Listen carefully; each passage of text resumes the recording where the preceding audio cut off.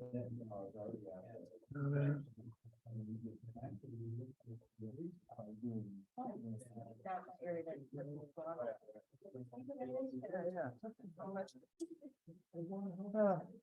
right, so the Zoom's up. I don't see Ron yet, so I'm gonna get him on. Ron's that up? I let everyone in. There's an iPhone though, so that might, oh yeah, that's Ron. Okay. Got Ron, we got John, we got Kathy. We don't see Mark. Do you have, I don't have Mark Reach's cell. Do you want to text him and just see if he's, I don't have this. Hey, Mike, Yes. you know, Marguerite's cell.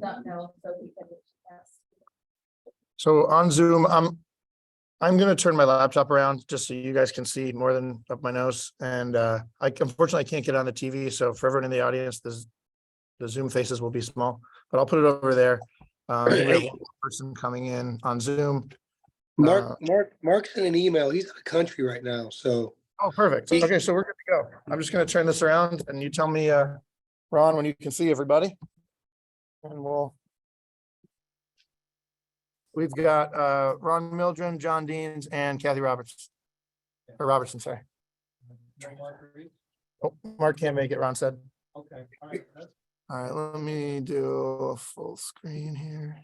He's trying to call in, but he's out of country, so he can't figure out the Zoom out of country. Okay. Yep. All right, well, there's that. You can see people mostly. I can see everybody. Everyone, we'll call the meeting to order. Let's start with the pledge of allegiance. And we'll get rolling. America. To the people, the richest man on the nation, under God, indivisible, liberty and justice for all. All right, so this is a joint work session of the village board and the second LDC to discuss the use of the jointly owned property out in Ambrose. I just think most of you here at least have some idea of what it is, or you just really wanted to come see us on a Sunday, but there's a map here. It's basically the land between where the intersection of the village kind of ends, and there's open field until outer Ambrose where that housing starts. About halfway back, you'll see a trail on the right, and that marks the end of the LDC lot and the start of Bolton's property approximately. I believe it's 35 acres north of Ambrose and about 18 to 20 south of. We've already sold a small subdivision of the corner closest to the village on the southern parcel for John Kent to build a training facility and warehouse for his business that currently has offices on Main. I forget the number. AMS. It's like 209. It's the brick one on across from the old post office. We have a couple proposals that we've received, nothing super firm yet. And we wanted to host a meeting with the LDC, the village board, and get public input on what people think about the different potential uses. Okay, you want me to Yeah, pick it up from there? Yeah. What I'd like to do, and I'm Mike Hoagland, in case I think most of you know who I am. What we want to do specifically, and it's great that we have some, because the intent is to get the village board up to speed to where and why the LDC was created and what's transpired in the last 20 years. And now that we have property that's been cleaned up to residential, whatever. And, you know, we don't need it just sitting there. And so we want to go forward. But what I'd like to do first is a brief history. And actually, John, if you're here, you may have to correct me on some of this or fill in some of the blanks. Roughly in 2000, the Sackets Harbor Local Development Corporation was created. And specifically it was created to take the Augsbury property and to get it cleaned up. And in that process, Don Demanda, my predecessor, did a lot of work working with DEC, working with the village to get the brownfield remediation stuff done and cleaned up. Well, they found out very quickly by about 2008 that they had to have the village involved in this because the LDC, being a public authority, couldn't go out and look for grants for this. So what they did at that point in time is this property was split 50-50, so the village owned half of it and the LDC owned half. Originally, the LDC was put in place to shield the village from any liability going forward to have this done, what could come back. So having said all that, that's just a little bit of history. That was all taken care of. And the property's been cleaned up, and it was a little over $800,000 in remediation. The DEC, the municipality paid for about 10% of that. And the rest of it was borne by DEC. Well, to bring you up to date, this is more history. Unbeknownst to us a couple of years ago, we went to DEC and asked about, because we've heard that we're supposed to pay back the remediation fee if we sell the property. Well, 450,000 of it was paid by some of the oil companies. We didn't even know that until we talked to DEC. So technically, the LDC is on the hook for about $400,000 if we sell the property. Okay. So, and there's two parcels, and that's for the whole thing. And we've been talking to DEC. Okay, how much do we pay back? Because we sold a parcel for approximately $70,000. Okay, that's within the cleanup area on the one side of the road. How much do we owe you back? We don't know. We aren't entitled to give you an answer on that right now. So we're still talking with DEC, and this Peter Orkirk out of Watertown and Mike McLean. And we have a lady named Karen Diligent and she's from DEC in Albany that's trying to help us do this. We're supposed to have a follow-up meeting to, see where we go with that. The local development corporation, besides cleaning up this property, which Don demanded a lot of, what we do now is we do microloans in conjunction with JCIDA to local businesses, which we have done some in the past. We loan, so to speak, through them. We've done the sandwich bar, we did crafts and drafts, we did what's the Amish furniture place, we've done that. Painful Acres.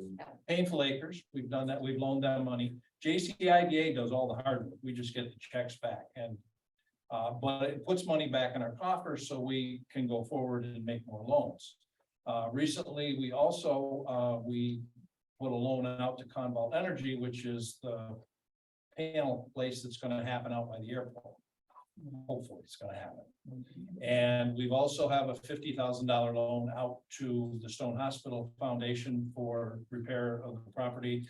And hopefully at some point in time that will come to fruition and that money will come back to us. But without monies in our coffers, we can't do these types of things. And we're trying to do them within the community.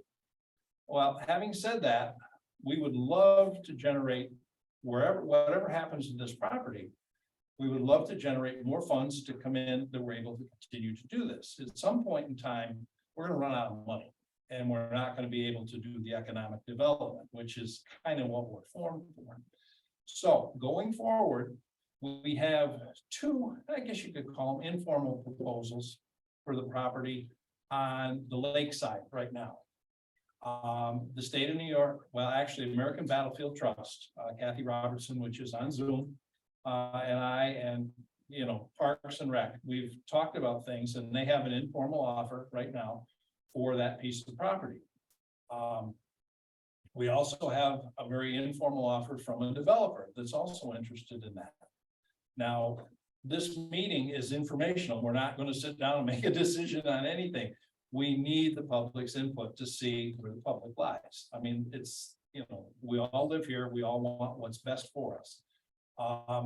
Any way we cut this, however much money we get, we may end up giving it all to DEC. We're trying to avoid that, but we may still end up doing that. But that's kind of the board's problem.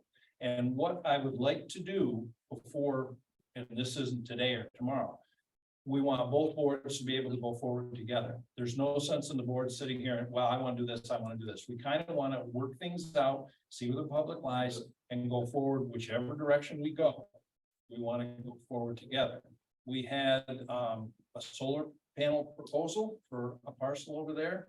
And unfortunately, it didn't go anywhere. And that doesn't look good for any of us. So we're going to try to avoid that, but we've got a lot of information that we need to get from the village, the residents on this too. Yes, I know we talked about this in passing, but in your formal conversations with the DEC, did the situation in Clayton never come up with the former Yep. Frank property? they don't want to talk too much about it. What they did is they harassed them long enough and they finally said, walked away from it. Okay. They did, but they won't officially tell us. No, was that, that's still owned by Clayton? That was sold to a private It was person. sold, okay. Right. But And there was no monies paid back. The That's the town- free property they're talking I about. never paid anything back. Gotcha. We have a meeting set up, or it hasn't been set up yet, and through some people, Peter Oderkirk, Mike McLean, and Karen Diligent, and somebody that's obviously higher than them that can make some decisions as to what's gonna happen. From my perspective, I just as soon harass them as long as we get, so we don't have to pay back anything. Well, that's where I'm going with Yeah. this. Is, But that's certainly not a settled deal. We started talking with them a couple of years ago about this. They don't want to give us any solid answers. They send me a sheet and I said, okay, what if we sell part of this? How much do you get back? And they go, we don't know. Yeah, the Their question sheet was, doesn't is do it that. if we sell Yeah. 5% of the acres, we owe you 5% of the fee, or is it the first 300, Well- no matter, and they were like, we don't know. The other part of this that's interesting, and I have anybody that's interested in looking at any of this stuff. On the water side, the part that was cleaned up out of that whole area is only 14 acres. And over on this side here, away from the water, was only just under 5 acres that was cleaned up. So, and the bulk, and what we sold to John Kent was a big portion of what was cleaned up on this side. On the water side, that's be smack dab, but it's cleaned up, but it's, well, if you want to look at that map, you see the light spot there. Greg, can you come around? And lift that up? I can. The light spot that, and it, right there, Dave. See that light spot right in the middle? Right there, right in the middle on the bottom? Okay, that's basically where the bulk of that was cleaned up. And that's all been turned over. They hauled the dirt out of there and they cooked it and whatnot, and they brought more fill back in. Obviously, there was any need for. Yeah, can you put it on Zoom, Dave? Thanks. not a good man of whiter. Okay, thank you.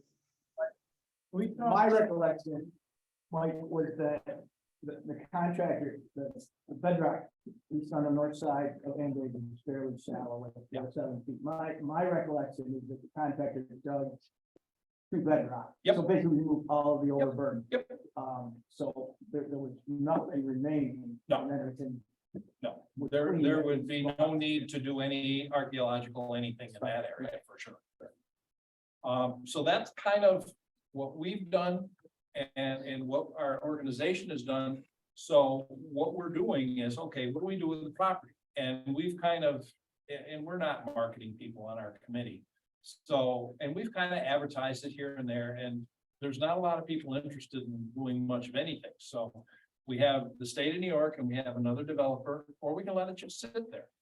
So, Mike, yes, Mike, yeah, just in terms of you're kind of relating some pieces of history, you might want to just reiterate so that everyone's aware, the first piece significantly of history was the sale of a significant portion of the LDC property to New York State Parks. And you may have the details in terms of the number of acres and the dollar amount right there, but that was a significant step, I think, that at the time that the LDC owned, if you will, technically owned the whole property. yeah, that's true. I'm sorry, I omitted that. There was approximately 40 acres that went to the battlefield prior to any remediation being done. The portion that was done was actually just past that map and down, if you will. And it was $785,000, I believe, that was purchased for approximately 40 acres. And that went straight to the battlefield, which they were very interested in acquiring. And obviously, if you look at where the actual battle was, it came across from the portion that the LDC still owns.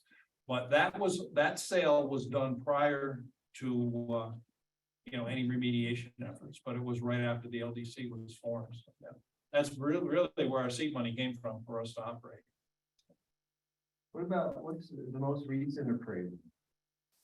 The appraisals go anywheres, and we had one done, and actually the Battlefield Trust had one done, which was very similar. On the appraisals, they did it by the acre, and it went something in the range of 10 to 20,000 an acre, depends on the use. Right. In that range. Yeah. Yeah, so they came back around what the Battlefield Trust offer is. Yeah. That's where You know, that if you look based at on. the original Battlefield sale, now obviously that's waterfront and not back, it's almost 3 times as much. It was relatively similar size, a little less. Right. One of the reasons that I believe Barb Bolton was the one who told me about the solar project. There was some opposition to the solar project going on Ambrose was because of Outer Ambrose and like Brown Shores already being residential, there are water, power, and sewer lines running along Ambrose, which makes housing development there relatively straightforward. And as far as our options go, really there's kind of a triangle of points, and then we can go in the middle. So there's sell to the Battlefield Trust, who would turn it over to New York State Park. There is sell to a developer who could turn the entire thing into housing, something like Funny Side where it goes in. Right. Or Mark brought up a third option, which is basically use alternative funding through grants, and I think you had the congressional directed spending in there as well. And keep it a village controlled park, which that option means we definitely don't have to pay the DEC back. They've been very clear if it's maintained for municipal use. Correct. And what some other communities have done is a little silly, but they've developed the land that was remediated and say, move their office. Like if we move this office from the fire hall out there and then sold this, we get to keep this money. Right. And not, it's a little shell gamey, but Yeah. so that's what some communities have done. Some have just made it a park, some have left it for future use. Well, actually, most of the remediated sites have been retained by the municipality. Yeah. There's so few, that's why they don't have answers. They don't know what to do. Like, okay, because most of them they don't want to go through this. And whatnot, so. Can I Yes. also, just so we get all of the information out, this topic has been, researched by, the Heritage Area Advisory Committee. They have, issued an opinion on it as well. So we do have a lot of, we have people thinking about this pretty actively, which is good, right? That's a good thing. Better than coming here and everybody has no idea, right? Right. So we at this point, I think, need to simply, based on a number of factors, all of which are not just about dollars. Some are about heritage or a view shed, about conservation, preservation, about development and housing. So, it's a healthy, discussion that we're having. And I want to give credit to to Dave and the Heritage Area for the Discovery Park idea. I don't want to steal that from those guys. It's a good idea, and it comes in at a good time because we know, as of the last couple of months, we know that we're faced with $350,000, and so back on the economics for a moment, recouping that's going to take a long time. And, it takes effort to put development in it, and other development in the village is on standstill right now. We understand Mr. Crane's trying to sell his development, so the market is slowed. We need to look at all those factors. Quick point of clarification. Yeah. And correct me if I'm Yeah. wrong, we owe back what we sell it for, no more. So if we Right. sell it, we don't owe 350. We Right. owe the first Okay. 350 we get. So Okay. if we were to sell it for Okay. 250 to the state Yeah. or to a developer, We wouldn't know more. we only owe the cash coming in and then All we're right. good regardless. We keep anything over, Well, that's good. whatever we owe now. Right. We don't. So it would still be, now, I think the caveat with the state is, I think we're most likely to have to pay that back if we sell it privately. We sell it back to the state, I bet you there's negotiable wiggle room. Yeah, and so there's some, but that's not something we're undertaking. That's something that's way above us that may or may not be going on. And this is also an advocacy piece. Right. Our legislators, they do have a lot of influence, in that too. So, but the option for which we pay zero is if we retain the land. Right. completely. And I think that's an important factor, and we all have to weigh that. We have to listen to those folks and folks who are on Zoom and probably, more than just this meeting, get the appropriate input and then figure out. There's no intent that we Yeah. are gonna, this is Right, just right. information out and we need lots of information back. I talked with our village clerk and and you may jump in here, Alex. They have a thing to send out to all the folks that have the emails. And it's kind of a questionnaire type thing that she does, and that would gather some more info, because we want it from everybody. Yeah. As much information as we can gather, and where the public says, because what I think really doesn't Thanks matter. For coming to. Yeah. No, but we need the public's input, and we need a big share of them. Well, it's really difficult, like, you can talk to 5 people, right? And you'll get, maybe they all agree, but to know whether or not that's representative is Right, hard. right. And so, I think a poll would be nice. Yeah. There's still gonna be bias, it's like, okay, some people don't get the email or the poll, but the more information we can get, the better. Oh, yeah. The one criticism that we encountered, when, I became trustee a couple of years ago, the solar panel park, was off the table because the trustees had voted against it. Mayor brought it up again, and the criticism that we got from a lot of folks was, there's never really been a public meeting, a public presentation. So I would urge us to have, we've got 3 good proposals, then we need to have a night or 2 where we have good visuals for these 3 options, and we let people come in and see that. And I think after that, then we can make a decision knowing that we've done what we could to give the public the information. But that was the feedback that I got. Ultimately, of course, it was the developer who went elsewhere. But, Yeah, I don't know. And I would agree, and it's fine. I think polls and surveys and are all fine, but the public has to be informed first. Oh, And because I think one thing that hasn't been really, or kind of barely mentioned, and I would guess 99.5% of the people in the village, even maybe some in this room, even though I think this is probably a better informed group on this, but anyway, the village got 2 grants and did an archaeological survey of what we call the battleground, which was all of what we thought was where the battle was fought, except for the battlefield. So include Bolton's Farm at the time, and the LDC property. And they determined that this parcel was within the actual historic battleground, meaning the battle was fought there. And so after that, as a result of that, the village commissioned a preservation plan, which I have a copy of and I'll be glad to share, which identified this parcel as a priority one parcel for preservation. So I think that's very key piece of information. Whatever people want to do with it, I think is very key. Because to me, that personally, and I think maybe some people in this room share the view that that's the most important reason for not selling it to a developer. But the other little piece of information is in about 2007, National Park Service did a report at the request of Congress on Revolutionary War and War of 1812 sites in the country.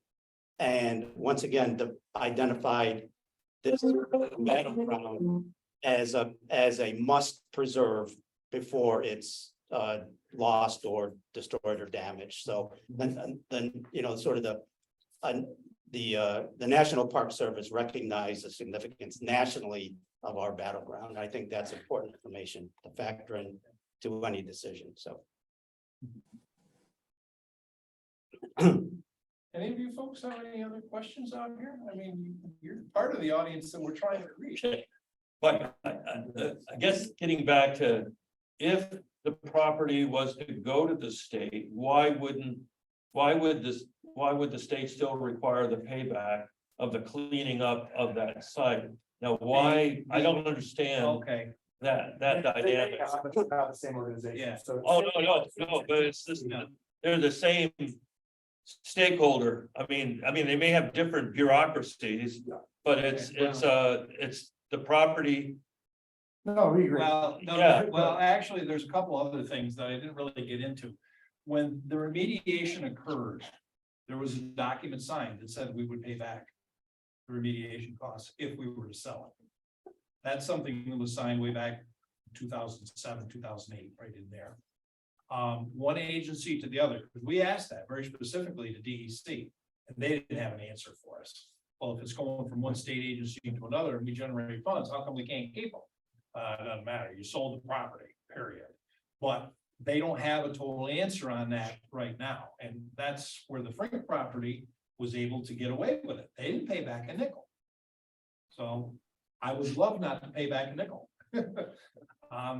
But you know, that's not my decision. What if the property is leased to the state? The requirement's still the same. It's still, If there's any. no, if the ownership stays It's with the the village, revenue. but it's leased to the state for 99 years or No, whatever. no, because that's what was gonna happen with the solar farm. Oh, it's gonna be a lease? We were gonna lease it for 35 years. And we would have generated about 1.4 million in revenue in that period. Okay? Yeah, That revenue is what gets paid back. And we still own the land. Now, that's all written into the stuff that was done way before. The long and Okay. short of it is, we can hope that there's discussions to have, and it's not a 0% chance that if we did sell it to the Battlefield Trust, we could get a waiver from the Yeah. DEC, but that's not a sure thing. Yeah. So we're just, you know, we don't want to tell you, oh, we think we can do it. We don't know. It's not up to the village or the LDC. Actually, from your perspective, the dollars that we do have to pay or don't have to pay really don't enter into the discussion from your perspective. We need your opinions on where we should go with this property. Whether we generate zero income, we get to keep the whole thing, really doesn't make any difference to you people. It does to us, but to Yeah. you, that shouldn't be in the. well, I mean, I think a lot of the people that are probably here are interested in the historic preservation aspect Mhm. of that land and you know, understanding the historical significance to the community. Yeah. The fact that this is like, there are well, I think this is just a handful of battlefields from the War of 1812 that are pristine. This is pristine. Right. There is no others. I mean, there's like the Battle of Bladensburg outside of Washington DC. There's a gas station, and I mean, it's just like crazy, you know, and you know, and then I think that the value of the battlefield as far as bringing in people to visit Sackett's Harbor and Hounsfield in general, people come here. It's a beautiful community, great shops, great restaurants, and it's a lovely, you know, a lovely place, but there's a lot of people that are also brought in by the battlefield and historic significance of it. And you know, it's like doing a little drive around the battlefield when it's wide open spaces and you can get a sense of what happened. You know, it's a little different when you can drive around an open area than it's a housing development, you know. We're gonna drive around the housing development, right? In this guy's backyard, so-and-so was shot off his horse or whatever, you know, so I mean, I think, it's, you know, obviously the camp, there's, you know, we can generate revenue for the village by taxes and, you know, developing that property. People are gonna pay taxes, we're gonna get money from it and all that other stuff, but at the same time, there's the, you know, the historical side also generates revenue. I don't know how much, but I think you could argue there's a lot of people that come here that spend money here at Sackett's Harbor. And if we do, you know, there's also talk about wanting to develop the hospital, or maybe how can we reuse the Seaway Trail Center? You know, the potential for building, you know, the National Museum of the War of 1812, or whatever you know, whatever excites someone's imagination, those have the potential for bringing in visitors, revenue for shops, and things like that. And there's a lot of plans that Dave's group have been putting together and stuff that could potentially bring in a great deal of people. You know, the concept of the Discovery Park and things like that. Yeah, and So- one of the issues there is with turning it over to the state, we lose some ability to have input, right? Right now, the Union Hotel is owned by the state. It's not being used. It's right on our main street. We have if this was a discussion of, do we want to turn the battlefield into housing? I don't think anybody in their right mind would say yes. But I don't know, it's hard to say. We have, you know, 24 acres of the current park, half of which is developed, the other half is a trail through the Right. hayfields.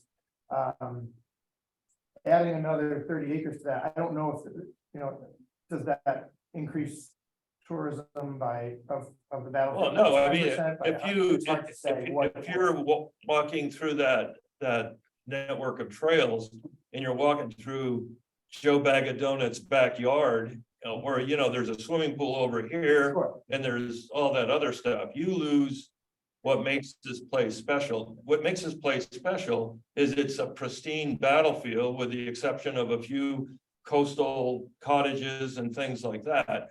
How this land looks now is very similar to how it looked during the battle. And I think that once you develop it, once we put buildings up there, put residential housing through there and net roads and things like that, then we're gonna lose that. Then Sackett's Harbor becomes. I don't know who said it. I don't know who said it earlier, but there's a lot of compassionate people about this topic. I don't think we need to discuss each side right now, but rather, whoever said it earlier, we need to come up with a few plans and then present that to the public and go from there. Okay, You asked for input, so I gave some input, so That's fine. whatever. Sorry, I'll shut up now. Actually, we have had some discussions with our regional director. About, and a lot of it centered on the Union Hotel too. You know, like, what are you gonna do? Well, not much at the moment. They do have some offices in there, there's a few folks in there, just not too many. But yeah, and we floated some other ideas around that didn't go anywhere either, which we won't get into. But yeah, this is, you know, this is a broad-based informational thing that we need a lot of people to weigh in. And it's right. today is not designed to say, this is what we're doing, this is what we're doing. Not at all. This is to get out the information and we want to keep everybody, you know, up to where we are and what's going on. That's the whole idea. You're right. Mike? Yeah.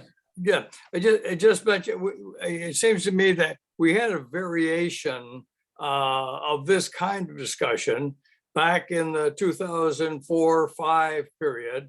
you may remember, when the state of New York expressed some interest in the land that they did buy.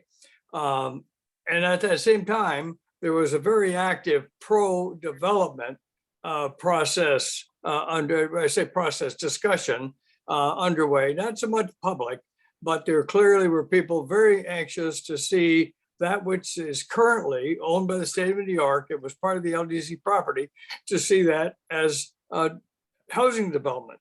The arguments being, what a beautiful view people will have. Well, that's right. If you were on the beach, it was a beautiful, or on the edge, it would be a beautiful view. Anything behind it would see the houses. But the point is, the village board at that point, as you may recall, because I think you were on the board, Mike, at that point, we basically looked at that issue and determined that it made a lot of sense for the future of the community to maintain an historic asset that once you place some of the usage to it, it's gone. And that process by the state of New York asking exactly, telling how much exactly it was interested in purchasing has preserved that area.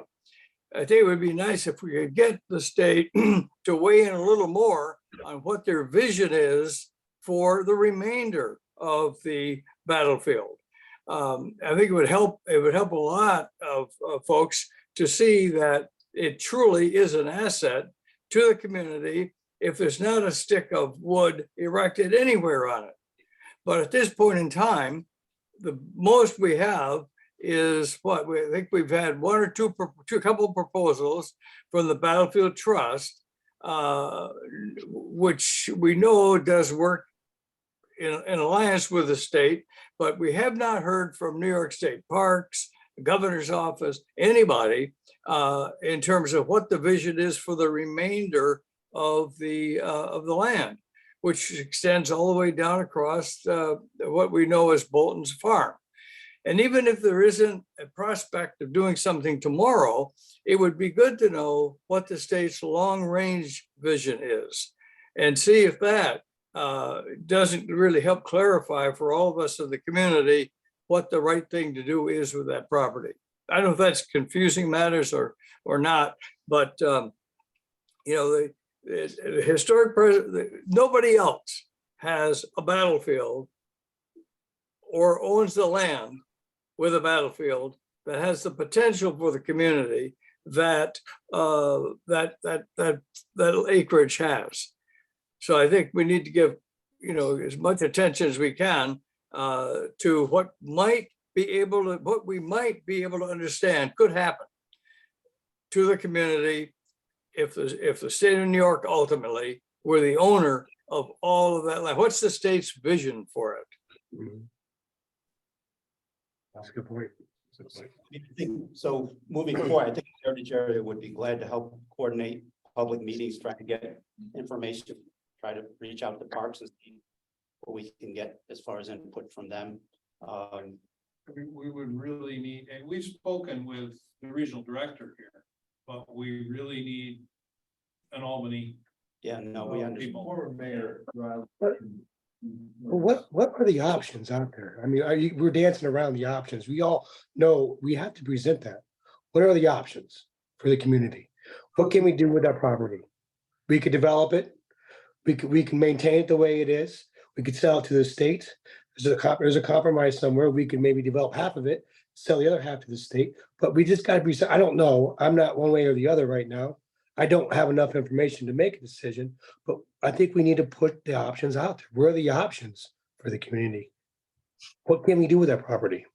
And what's the objective of of the village that owns it? What are you guys? What do you want out of it?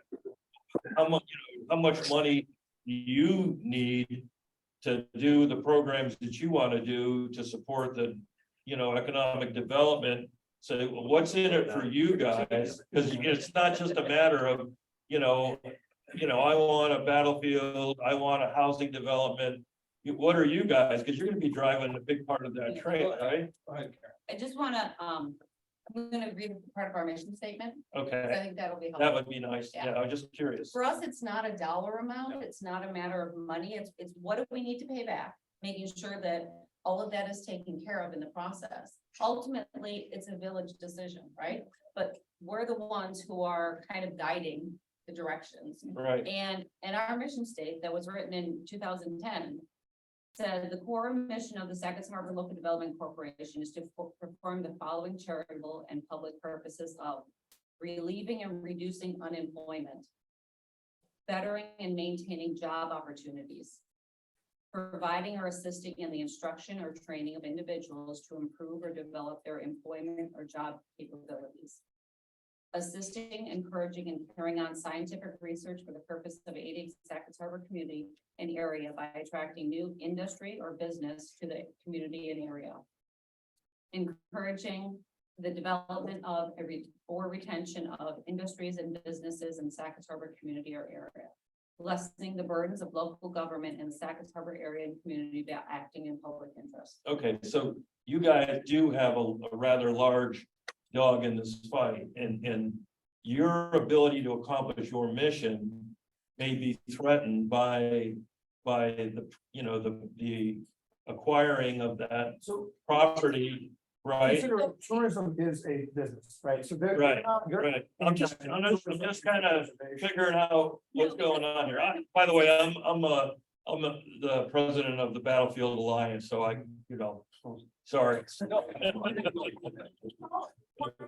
This community, right? No, I got it. You know, it's like the age old, you know, argument, you know, development versus preservation. It's whatever, you know, how can you do it?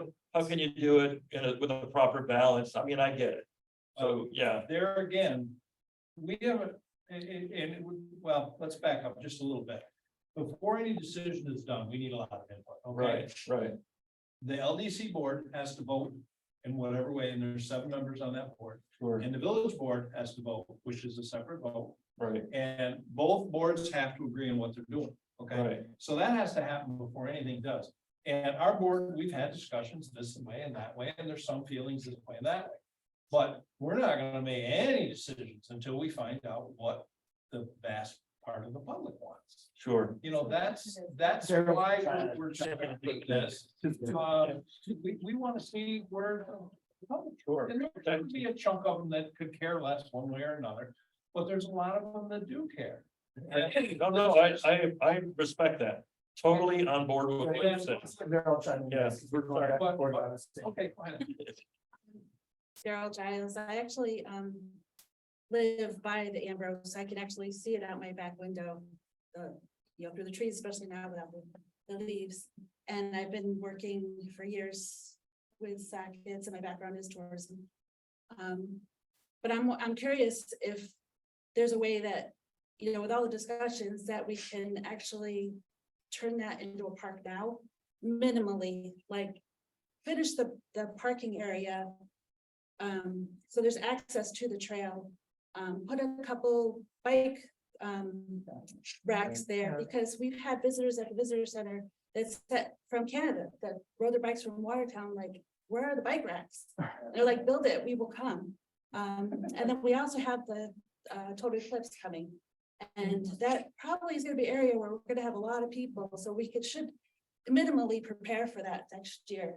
Because I don't see anything being developed or decided in another year, right? No, this is gonna happen next. Right. We were talking about this before with the parking, and it's like, we can hope that there's not 3 feet of snow on April 8th. But you're right, ma'am, that might be whether it's an interim. Yeah, whatever. try it, because I know too, I feel like that that Four Corners, Ambrose and Edmond is gonna have to be a 4-way stop, because cars now whiz by there. So minimally, those are the things that you're gonna, let's test it out, let's have some activity over there and see what, having lots of people there. And Kathy and I and the chamber and working hard on our visitor guide. And the cover this year is probably gonna be probably definitely gonna be an aerial of downtown, and the way you can see it is that property, and it's unique because we don't have sprawl there. It's very powerful. It's especially, you know, our business guy comparing it to regional ones. It's very unique. And we're also planning to promote hard that trail. So Well, our trail system is really pretty sharp, and I think Dave has Yes. a lot to yeah, so add him on back. just want to feature that more too. So just minimally, if we could start, you know, Yeah, well, you know, structurally, we're set up here in the village, I think pretty well. We have an economic development arm in the LDC. We have the Heritage Area Advisory Committee, which is dealing with things like recreation and trails and other matters and visitor centers. So this is, I think we're departmentalized now where we, you know, we can, and I know that the Heritage Area Advisory Committee has been working on trails and those kinds of things. So, having said that, the fact that we have these entities in place, it's in a way, in my estimation, it's kind of maybe unfortunate that we're spending a lot of time in 24 years on this piece of property when there are other economic engines that are alive right now. We have a TI, what's it, $1,000 event center right down the road, touching kind of House Field. It's due to be built within a year or a year and a half. I think we should be devoting some energy to what that is going to mean to the village. So I would really like to get us moving on this. And I don't mean today, of course, but I mean, we need to give ourselves a timeline. We need to make some decisions. And again, given the fact that we can walk and chew gum at the same time, we have to. We've got to respond to these economic drivers that are out there that could make a difference in the village. And to like spend so much time on this property, I mean, years and years. There are so many issues that I've heard over the years. I've been on and off the board. I'll leave the dollars alone, but there's a debate on where the money go. Here's the bottom line. I don't want to let any more money go. I'd like to get this property settled with one proposal or another, move forward as quickly as we can. And I don't mean in 30 days, but I mean, let's say boy 30, or that in say 6 months, we put this thing to bed. So I'm urging both boards to move with, I guess, you know, deliberateness on this idea, because you guys could be doing so much more in terms of microloans, or I've written to the board and I've talked about, you know, essentially an expansion of economic development tasks. We had an economic development subcommittee a few years ago. I was chair of it. We brought developers in. We were close to having a facility for Alzheimer's patients. We were close to having, you know, a hotel and convention center close, to maybe a stretch on that one, but there was talk. I think that was beneficial to the village when we had, you know, a group specifically dealing with, you know, a subject matter. We have that opportunity now, so I'm just urging all of us, both of our boards, set some timelines, get the information to the public, and you know, I think that's a great, you know, target, because if we don't do that, we'll talk about it, and then personnel will change, and the opinions of the village will change, and we'll go back and forth indefinitely. I'm extremely glad that we have this. I expected like 1 or 2 people today. So this is really nice, because it's important for us to get some of this information out. Not everybody reads the village emails, not everybody gets this info, so encourage everyone, please talk about this with people and get, you know, put your finger to the wind and see. I think, you know, we have I'm not interrupting. You're good. But you're. So, to me, like you said, there's a balancing act, right? We don't want to kind of eat our seed corn and just develop over a lot of what makes this community unique.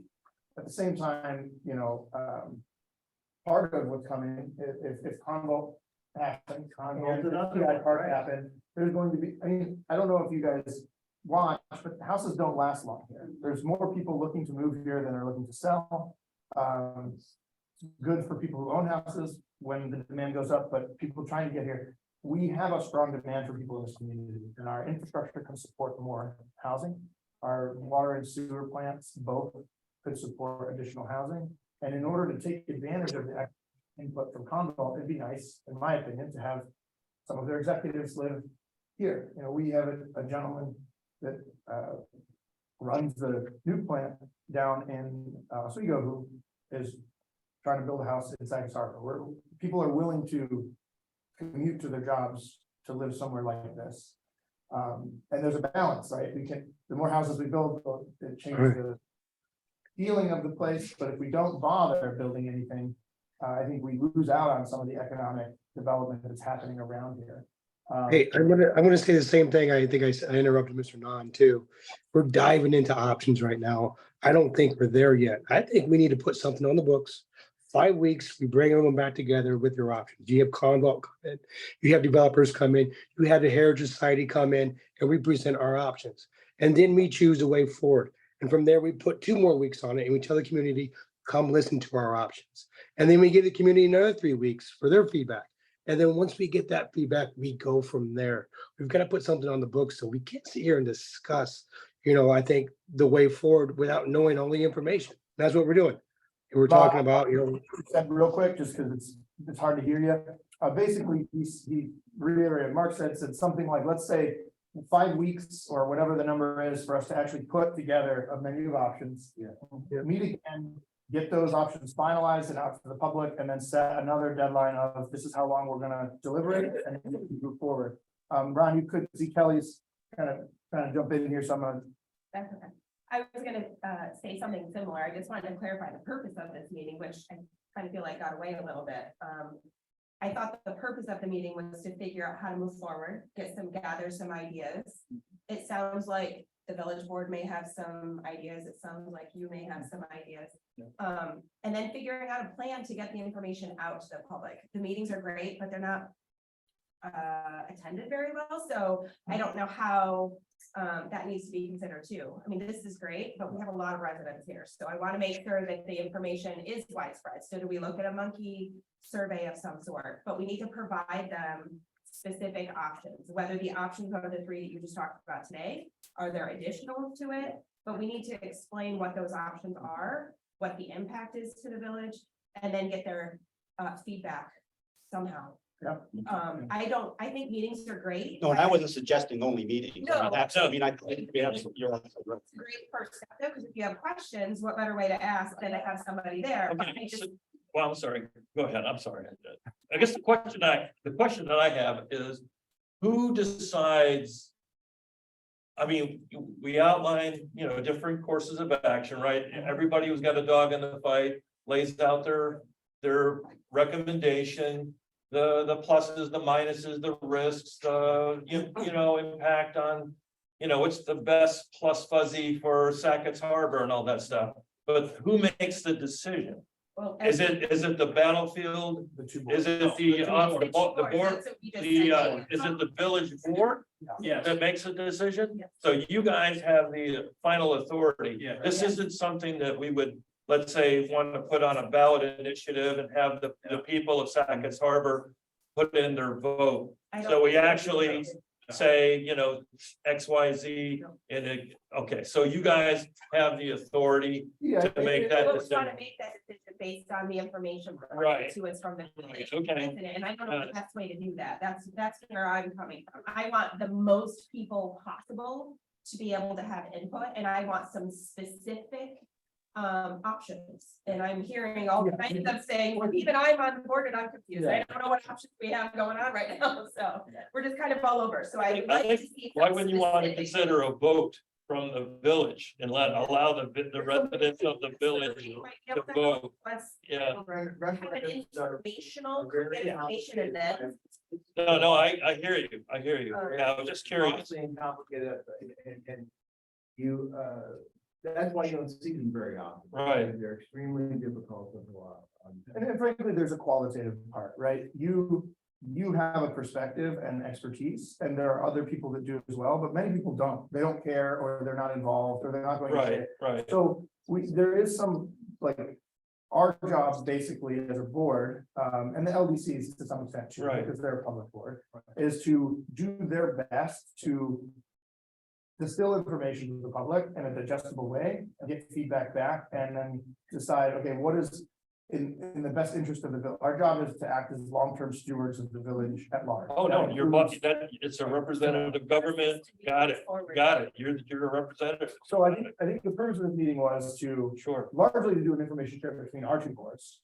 A bit of public information release, because one, we can't meet without it being public anyway, and two, we need to start the process of disseminating these options. And also, frankly, you know, there's 12 seats, Ron and I are on both boards, so there's only 10 people. And that's not, you know, I'm sure we will get better input on the options if we have more discussions with more people. So this was sort of a starting point to say, here's the options we see. There's some combinations, you know, I drew a map that I wish I could throw up there, but said, you know, we could do housing just on the frontage of Ambrose with a trailhead and a parking lot connecting to the back, and have 90% of that land be part of the park. That's kind of a middle ground between the two. Mark and the Heritage area had brought up their idea of having it be a village run park instead of a state run park. And so we just need to kind of feel out what looks like a good option. Maybe there's 3, maybe there's 4. And then I think the right thing to do is put them in a PDF, right? 1 page per proposal, a map, an explainer, pros and cons, distribute that via email, print some copies, and then let people digest I it. think we Come need back. to go bigger than that. Not everybody is on social media, not everybody is on the email, so whether we pay for a mailer that goes out,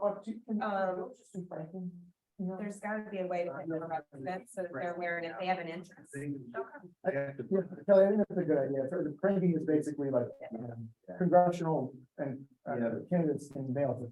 I don't know if those we can. But don't we have Absolutely. I know we have a budget with that in there that we don't use. We could send mailers to every house, and when you do every house mailing, it's cheaper than. I just feel like that way we hit everyone and given them an option, whether or not we're advertising informational meetings, which I think we should do. Providing somehow, whether it's a 3-part thing where you give them what the options are. At this point, again, I still don't know what the options are that we're not, those are fine. okay, so I don't think we need another meeting to figure out specifically what the options are. Yeah, I think That's we where I need to come give ourselves Time. a time frame, And a deadline. I like that better, to come up with the option I and a agree. description of those options. And I don't think it's 6 months out. Right. It really doesn't. It's. I wonder, we were too close to another meeting. Yeah. I think it's shorter too. I said that just so that. But you want a vision document from the state of New York. You probably want that, right? Is that like an action item? You want to see a vision plan from the Parks Department? Well, Or how that plan would be used? Was that something? Our plan does not require executing a sale to the state, so we can say for in a couple months, we have an answer, and the answer is the public wants to turn this over to the state. And then it's our job to do it effectively. We can then go to the state and say, hey, we're prepared to do this. Here's what we want in return. We want a plan. We want some timelines for use before we execute this agreement. So we don't need the state to give us a, 20-year plan before we can make our decision.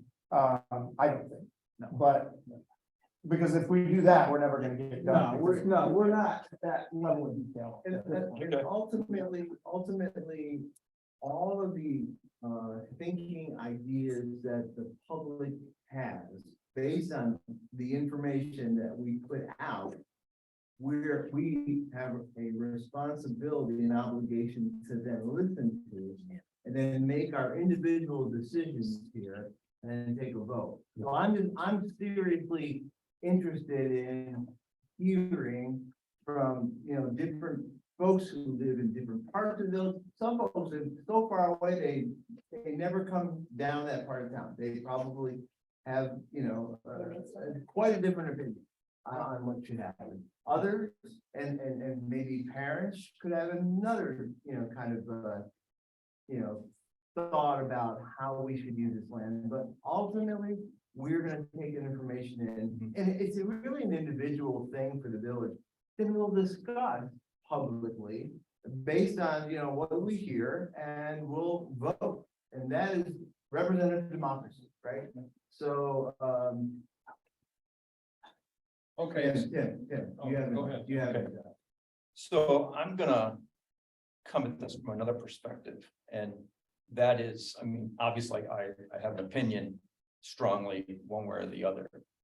But what I'm gonna tell you about is going to become an issue regardless of which direction you go, right? And that's from the standpoint of the environmental review when it comes to the archaeology and cultural resources. The impression I get from a lot of people is that the archaeology survey was done, that's done, you don't have to worry about it. The reality of that is that the archaeology survey was done. They determined that the battlefield still exists there in terms of cultural resources being present. They surveyed a very small part of that area to find that out. The rest of it has not even been looked at. They've demonstrated that there's potential in that plot for more to be found. So any developer that comes to that is going to be basically up against the environmental review that says this all has potential. You now have to look at all of them before you can build there. I don't think that would work too for the portion that's been remediated, because like. No, said, not the it's 14 soil. acres that's been remediated, Right. true. But the rest of the green part, yes. Yes. Yeah, and I will say, I think just what I have heard from people the most is there's interest in housing, but almost no one wants the entire thing to look like a series of cul-de-sacs. Yeah, I don't think where we're gonna land is there. I don't know, maybe Tim, if you can send over any maps you have of which areas that applies to and which doesn't, that could be helpful. Yeah, I've Because I got a don't know, map, but like, essentially what it's a was- 100 square meter area right here. Sure, The rest of this is completely unsurveyed. I see, yeah. So the state is going to look at that 100 square meter area and say, yes, the potential is there. You have to look at the rest of that. I do, one of the things that I do for Fort Drum is, we do a series. Oh, that's, Leave bashing us That's- online. Yeah, because we didn't let them. Keep going, keep going. it's, All right, go ahead. If any of you all would like, I do staff rides for Fort Drum, for the soldiers of Fort Drum. Staff ride is a professional military education programs that, we take officers and NCOs and we walk, we study a battlefield and, the ins and outs, the military aspects of terrain. What's the significance, what's the so what of this battle, that kind of thing. We actually walk the ground from the landing point, Horse Island area, and we walk all the way up to, the monument, basically, and talk about the battle, blow by blow, units, personalities, and all that stuff. And I would offer at no charge, I would be glad if anybody would be interested in a tour to get to know this property a little bit more than just some lines on a map. I would be glad to take anybody who's interested on a staff ride like tour and go through it, and you can understand the concepts of, who was where, how was this property defended, and what units were there, where was the New York militia, where was the US Army, the Dragoons, how did the British go, and where they went, and what was their objectives, and things like that. So if you want to have a greater appreciation for the battle and what happened and where it happened, I'd be glad to take you on a staff ride. So I'll throw it open. It might be worth doing in the springtime or whatever, when the weather gets a little bit better and there's no snow. That comes with lunch, right? Bring your own, right? Bring your own lunch. Cool, so what are we missing there? So I think the next steps are pretty clear. Our two groups need to start fleshing out the options. We can do that offline, kick back a few, formalize them a bit and then come back. And present them for review in, I think Ron said 5 weeks. Mark, your 6 months, I assume, is the target to be done with the process. So I think about a month or so is a reasonable timeline. I don't know that we want to dig through because we're missing some members, so we should probably schedule it offline to make sure that most of our boards can attend, and then we'll. Oh, April-ish, yeah. Yeah, so we'll see. This work By to mid-April, put I would so think. all of the members would have. And I think that's a good timeline to try and flesh out what our, let's aim for less than 5, maybe 4 or 3, if we can really tighten it down as to our options going forward. Get them a little more formalized. Like I said, I don't think we need a developer on hand with a contract and a state with a plan to make, because what we want to do is decide what the public wants, right? And what the public wants that will work. And then we can deal with the details afterwards. As long as, the proposals are visible. So I think if, Ron, I know if you're still there, if you have anything to add, but I think that's a good way forward. That's exactly what we should do. Yep. Okay. Before we end the meeting, is there any other info people have a question about or question? Sure. The LDC, if you sell off a portion and take the proceeds of that and put it back into the remaining portion, is there any risk of having to pay anything back on? Once the sale is made, then it doesn't matter what you do. Yeah, so we've set aside the money from the sale. Well, yeah, So we have, we are not sure what the DC is gonna require from that. yeah, so we put it in separate accounts because you have to understand, and this is unique how this was done.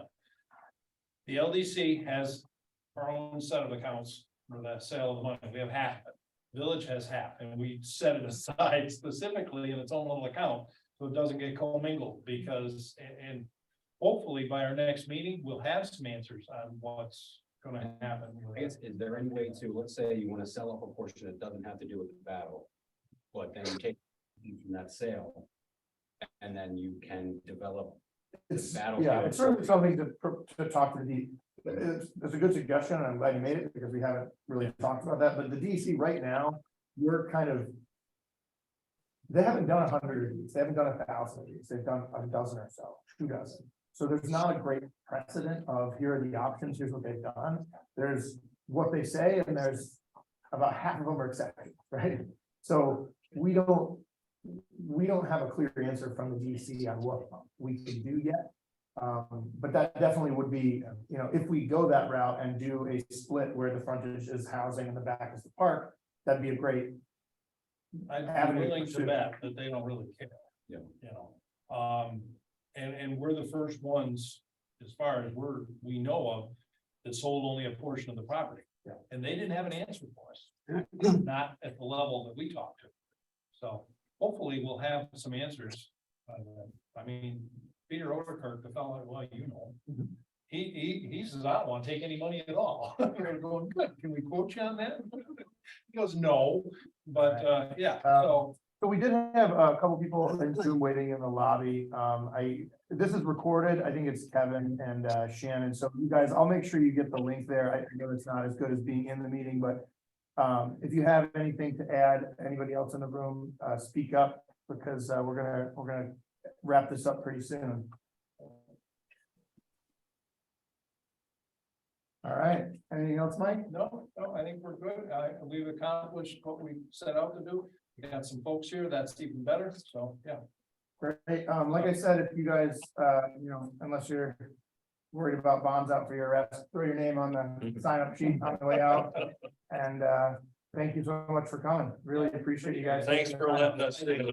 Appreciate it. Doesn't need to go in the middle. So you guys got the information all from the Zoom stuff that the clerk or the village clerk sends out? That's where you got your information from? To come to this meeting? Yes. Yeah, Okay. monthly knows. I thought probably. Yep. That idea of the mailer that you guys found, I think. Well, the you mailer- may see some of that stuff. No, that's, yes. Ethan. Okay, thank you. Thank you. Take care, everybody. Take care. Bye. Bye-bye.